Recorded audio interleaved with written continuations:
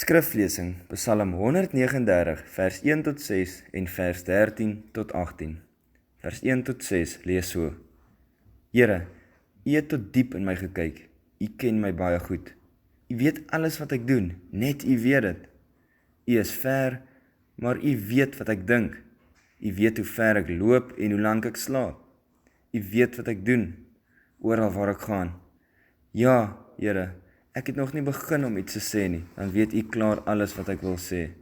U is agter my en U is voor my. U hand beskerm my. Ek verstaan nie hoe U alles weet nie. Dit is vir my baie moeilik. Ek kan dit nie verstaan nie. Vers 13 tot 18. Ja, dit is U wat my gemaak het. 'n mens wat kan voel en dink. U het my hele liggaam gemaak voordat ek gebore is. Ek wil vir U dankie sê, want ek word bang wanneer ek sien hoe wonderlik U my gemaak het. Alles wat U doen is wonderlik. Ek weet dit baie goed.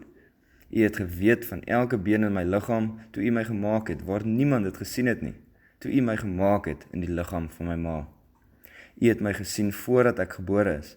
Ek was nog nie een dag oud nie, toe het U klaar in die boek geskryf hoe lank ek sal lewe. O God, die dinge waaraan U dink, is vir my baie moeilik. Ek kan dit nie verstaan nie, en U dink aan so baie dinge. As ek dit alles probeer tel, dan is dit meer as sand. En wanneer ek geslaap het en wakker word, dan dink ek nog aan U.